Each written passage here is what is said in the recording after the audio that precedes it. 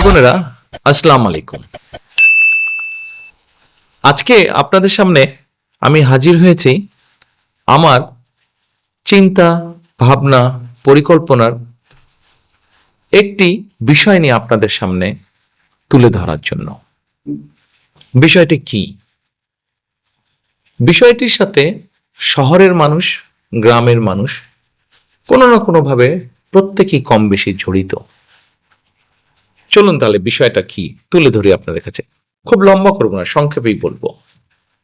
আপনাদের নিশ্চয়ই যারা দেখছেন, তরুণ সমাজের সদস্য যারা আছেন দেখছেন, অথবা আমার বয়সী, মধ্যবয়সী থেকে শুরু করে যারা মুরব্বী আছেন যারা দেখছেন, সকলেই নিশ্চয়ই শহীদ রাষ্ট্রপতি জিয়া রহমান, আমার বাবা, ওনাকে নিশ্চয়ই আপনারা চেনেন, জানেন। কেউ দেখেছেন, কেউ শুনেছেন, কেউ তার কথা পড়েছেন। আজকে ওনার একটি কাজের কথা আপনাদের সামনে তুলে ধরতে চাই আমি। কি সেই কাজ? সেই কাজটি হচ্ছে খাল খনন। এখানে যারা মুরব্বী আছেন তাদের নিশ্চয়ই মনে আছে শহীদ জিয়া দেশে অনেকগুলো খাল খনন করেছিলেন, এবং খাল খনন করার ফলে কি হয়েছিল? দেশের বন্যা যেমন প্রতিরোধ করা গিয়েছিল, বন্যাকে নিয়ন্ত্রণ করা গিয়েছিল, একইভাবে এই খাল খননের ফলে গ্রাম অঞ্চলে বিভিন্ন জায়গায় যাদের পানির সমস্যা ছিল সেই মানুষগুলো পানি ব্যবহারের সুযোগ পেয়েছিল। এই খাল খনন করার ফলে কি হয়েছিল? খালের দুই পাড়ে সুন্দর সুন্দর করে ফলের গাছ লাগানো গিয়েছিল। এই খাল খনন করার ফলে কৃষকরা যারা পানি পেতেন না তাদের ফসলের জন্য, সেই কৃষক ভাইয়েরা পানির সেচের সুবিধা পেয়েছেন। জি প্রিয় ভাই বোনেরা, আমি সেই খাল খননের কথা বলছি।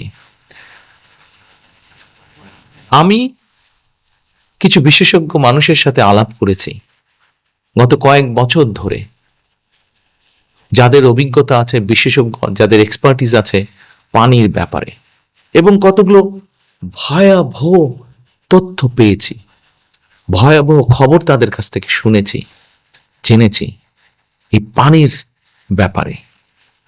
তার সবগুলো না হলেও দু একটি কথা আপনাদের সামনে তুলে ধরি। আপনারা যারা দেশ গ্রামে থাকেন, গ্রাম অঞ্চলে থাকেন, তারা নিশ্চয়ই খেয়াল করে দেখেছেন, আপনার বয়স যদি আজকে 40 বছর হয়ে থাকে, ধরলাম একটি উদাহরণ হিসেবে ধরি, আপনার বয়স যখন 15 বছর ছিল বা 15 থেকে 20-এর মধ্যে ছিল, তখন নিশ্চয়ই আপনার খেয়াল আছে আপনার আশেপাশে যখন কোনো একটি টিউবওয়েল বসানো হতো, তখন হয়তো 50 ফিট, ম্যাক্সিমাম হয়তো 100 ফিট ভেতর গভীরে গেলেই পানি উঠত। কিন্তু ঠিক সেই একই জায়গায় এখন হয়তো কয়েকশত ফিট ভেতরে গেলে তখন পানি উঠে। অর্থাৎ কি দাঁড়াচ্ছে যে আমাদের মাটির নিচে যে পানি আছে সেই পানিটা আস্তে আস্তে আমরা ব্যবহার করার কারণে পানির স্তরটা নিচে নেমে যাচ্ছে। যারা আপনারা ঢাকা শহরে আছেন, সবগুলো শহরের কথা আমার মনে নেই, ঢাকা শহরের কথাটা আমার মনে আছে। যারা ঢাকা শহর আছেন তাদের জানার জন্য বলছি, এই ঢাকা শহরে আপনি যদি একটি টিউবওয়েল বসান, এখন আপনাকে মিনিমাম 6 থেকে 700 ফিটের মতন গভীরে যেতে হবে, তাহলে আপনি পানি পাবেন। আমি যে বয়সের কথা বললাম সেই বয়সের একটি ঘটনা আমার মনে আছে। সেই বয়সে আমরা তখন ঢাকার সেনানে বেশি থাকতাম। 25-30 ফিট ভেতরে গেলেই পানি, মাটির নিচে গেলেই পানি বুদবুদ করে বের হতো। অথচ আজকে সেই ঢাকা শহরে 600 ফিট গভীরে যেতে হয়, তাহলে পানি উঠে। অনেক ক্ষেত্রে তারও বেশি যেতে হয়। এ তো গেল একটি বিষয়। আসেন এবার কেন খাল খনন করা আরেকটি জরুরি কারণে প্রয়োজন, যেই কারণে শহীদ জিয়াও খাল খনন করেছিলেন। সেটি হচ্ছে এই যে দেখুন, বছরখানেক আগে আপনাদের নিশ্চয়ই প্রত্যেকের মনে আছে, নোয়াখালী, লক্ষ্মীপুর, ফেনী এই অঞ্চল জুড়ে হঠাৎ করে সীমান্তের ওপার থেকে পানি ছেড়ে দিল। হঠাৎ করে বানের পানি এসে সব ভাসিয়ে ফেললো। হাজারো লক্ষ মানুষের ঘর ভিটে সব ডুবে গেল। মাঠের ফসল সব নষ্ট হয়ে গেল। চিন্তা করে দেখুন কত বিরাট একটি অঞ্চল। আমরা যদি কল্পনা করি একটি বড় পুকুর, কত বড় পুকুর আপনি কল্পনা করবেন। ধরেন একটি বড় পুকুর, যেই পুকুরটির আয়তন লক্ষ্মীপুর, ফেনী, নোয়াখালী 3টি জেলার সমান। চিন্তা করতে পারেন কত বড় পুকুর। এই বড় পুকুরের গভীরতা যদি ধরেন 7 ফুট গড়ে, তাহলে চিন্তা করেন ওই পুকুরে কতগুলো পানি, কি পরিমাণ পানি। এই পানিগুলো আসলো মানুষের ঘর বাড়ি, সম্পত্তি, ফসল সব নষ্ট করে দিল। 2 সপ্তাহ পরে পানিগুলো চলে গেল সমুদ্রে। কিন্তু আমরা যদি দেশে খাল খনন করতে পারি, তাহলে দেখেন এইভাবে যখন পানি আসবে বর্ষার মৌসুমে, অথবা হঠাৎ করে সীমান্তের ওপার থেকে যদি পানি ছেড়ে দেয়, পানি আসলো অথবা অতিবৃষ্টি হলো, তখন এই পানিগুলো ওই খালে জমা হবে। ওই খালে জমা হলে কি হবে দেখুন, ওই যে অত বড় পুকুরের একটা কথা বললাম, সেই পুকুরের পানিগুলো সব খালের ভিতরে চলে যাবে। মানুষের ঘর বাড়ি নষ্ট হবে না, জমির ফসলও নষ্ট হবে না, হাঁস মুরগি, গরু ছাগল, গবাদি পশুও নষ্ট হবে না। কিন্তু ওই পানিটাকে আমরা কাজে ব্যবহার করতে পারবো। কৃষক কৃষানি পানিটাকে ব্যবহার করতে পারবেন। ওই খালের দুপারে আমরা গাছ বপন করতে পারবো, গাছের চারা, ফলজ বৃক্ষ, ঔষধি বৃক্ষ বপন করতে পারবো। আমাদের নদীগুলোতে প্রয়োজন মতন খাল থেকে নিয়ে পানি ছেড়ে দিতে পারবো। আর ওই যে বললাম একটা গভীরতার বিষয়, যে আজ 600 ফিট, কোনো জায়গায় 1000 ফিট নিচে গেলে পানি পাওয়া যায়।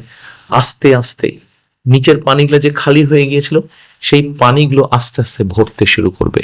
তখন আমাদের যে বড় বড় আম গাছ, কাঁঠাল গাছ, লিচু গাছ, এরকম আরো যেগুলা ফল ফলাদির গাছ হোক অথবা ছায়া বৃক্ষই হোক না কেন, এই গাছগুলোর শিকড়গুলোকেও কষ্ট করতে হবে না, অত গভীরে যেতে হবে না বেঁচে থাকার জন্য, পানি পাওয়ার জন্য। আস্তে আস্তে বৃষ্টির পানি, নদীর পানি, খালের পানি মাটির ভেতরে যাবে এবং ধীরে ধীরে ওই যে যেই পানি আমরা হারিয়েছি, সেই পানিগুলো আস্তে আস্তে আবার মাটির ভিতরে সেই স্তর উপরে উঠতে থাকবে। সেজন্যই আমরা পরিকল্পনা নিয়েছি এই সকল কিছু চিন্তা করে, যাতে বন্যাকে নিয়ন্ত্রণ করা যায়, যাতে অতি বৃষ্টির সময় যে পানি আসবে, সেই পানিটিকে যাতে আমরা আমাদের প্রয়োজন মতন ব্যবহার করতে পারি, সেই পানি যাতে সমুদ্রে গিয়ে নষ্ট না হয়ে যায়। সেজন্যই আমরা খাল খনন করতে চাই প্রিয় দেশবাসী। এবং আমাদের পরিকল্পনা আছে ইনশাল্লাহ আপনাদের সমর্থনে, আল্লাহর রহমতে আগামী নির্বাচনে ধানের শীষ জয়যুক্ত হলে সারা বাংলাদেশে আমরা 20,000 কিলোমিটার খাল খনন করতে চাই। 20,000 কিলোমিটার খুব সহজ না, কাজটা বেশ কঠিন, কিন্তু আমরা সবাই মিলে যদি কোদাল ধরি, নিশ্চয়ই আমরা এই কাজটি করতে পারবো। এবার আসেন, খাল তো গেল, খালের পাশাপাশি এই খালের পানিকে যাতে আরো বৈজ্ঞানিক উপায়, পরিকল্পিত উপায়ে যাতে আমরা ব্যবহার করতে পারি, সেই জন্য কোনো কোনো জায়গায় কিছু কিছু ব্যারেজ নির্মাণ করতে হতে পারে, আমাদের করতেই হবে আসলে। যেমন ধরেন পদ্মা ব্যারেজ, যেমন তিস্তা ব্যারেজ, এই ব্যারেজগুলো আমাদেরকে নির্মাণ করতে হবে।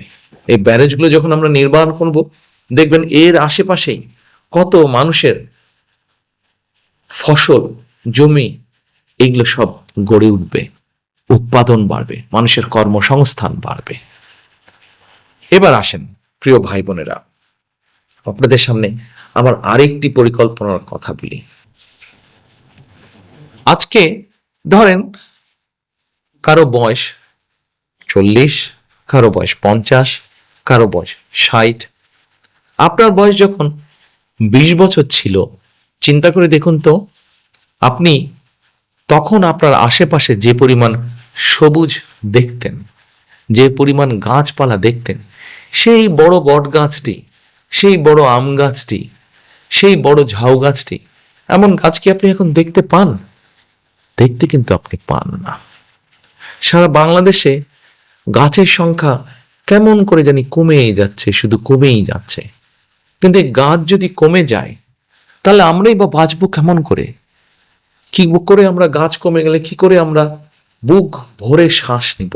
একবার চিন্তা করেছেন এই বিষয়টির জন্য আমরা আপনাদের সমর্থন ইনশাল্লাহ পেলে আগামী নির্বাচনে ধানের শীষ বিজয় হলে আমরা সারা বাংলাদেশে বৃক্ষরোপণ অভিযান শুরু করতে চাই। এই বৃক্ষরোপণ অভিযান আমরা বছরে অন্তত কয়েক কোটি গাছ আমরা রোপণ করতে চাই, কয়েক কোটি বৃক্ষ আমরা রোপণ করতে চাই। হয়তো অনেকে আমাকে জিজ্ঞেস করতে পারে, এত কোটি কোটি বৃক্ষ যে রোপণ করবেন, চারা পাবেন কোথায়? সে সমাধানও কিন্তু আমরা বের করেছি প্রিয় ভাই বোনেরা। মোটামুটি বাংলাদেশের সবগুলো উপজেলায় একটি করে নার্সারি আছে এবং আমরা খবর নিয়ে দেখেছি এই নার্সারিগুলোতে গড়ে প্রায় 25,000-এর মতন বছরে তারা চারা উৎপাদন করতে পারে, 20 থেকে 25,000-এর মতন চারা উৎপাদন করতে পারে। প্রত্যেকটি উপজেলায় একটি করে সরকারি নার্সারি আছে। আমরা যদি একটু জোর দিয়ে একটু পরিকল্পনা করি তাহলে এই উৎপাদন প্রায় ডবলের কাছাকাছি করা সম্ভব, অর্থাৎ প্রায় 35 থেকে 40,000 করা সম্ভব। এবার আপনি হিসাব করে নিন যে যদি আপনি এক একটি নার্সারিতে প্রায় 40,000 চারা উৎপাদন করতে পারেন, তাহলে যতগুলো উপজেলা আছে 465 উপজেলা, কত চারা আপনি উৎপাদন করতে পারবেন? এ তো গেল সরকারি নার্সারির হিসাব। এর বাইরে ব্যক্তি পর্যায়ে সারা বাংলাদেশে, শুধু ঢাকা শহর না, প্রত্যেকটি জেলা শহর, প্রত্যেকটি উপজেলায় ব্যক্তি পর্যায়ে নার্সারি আছে। আমরা হিসাব করে দেখেছি, কম বেশি যতটুকু খবর আমরা জোগাড় করতে পেরেছি, বাংলাদেশে 1 লক্ষ নার্সারি আছে। আমরা যদি সবগুলো নার্সারিকে সুন্দরভাবে পরিকল্পিতভাবে সাজিয়ে নিয়ে কাজ শুরু করতে পারি, তাহলে বছরে 1 কোটি, 2 কোটি, 3 কোটি গাছের চারা উৎপাদন করা কোনোই অসম্ভব কাজ নয়। কেউ কেউ হয়তো জিজ্ঞেস করতে পারেন, আপনি কি সারা বছর গাছ লাগাবেন? নো, আমরা সারা বছর গাছের চারা রোপণ করব না। গাছের চারা তো রোপণ করবেন আপনি বর্ষার সময়, মনসুন সিজনে, অর্থাৎ 3 মাস সময় আপনার হাতে। বাকি যে সময়টি থাকছে, কম বেশি 8 থেকে 9 মাস সময় থাকছে, এই সময়টাতে আপনি চারাগুলো তৈরি করবেন। সেই পরিকল্পনাও আমরা তৈরি করেছি।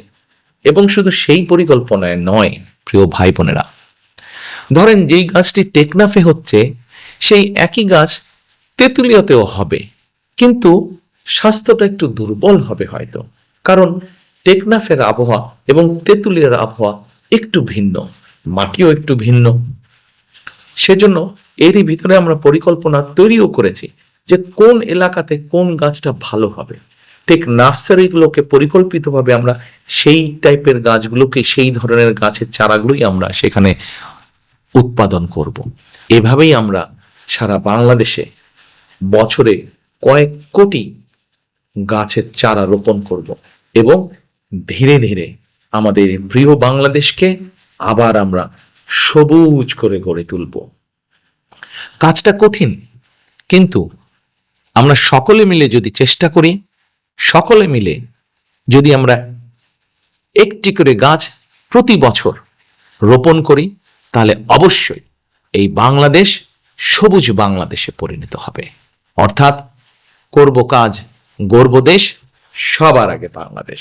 প্রিয় ভাই বোনেরা, আজ এ পর্যন্তই রাখি। আল্লাহ হাফেজ। বাংলাদেশ জিন্দাবাদ। বাংলাদেশ জাতীয়তাবাদী দল জিন্দাবাদ।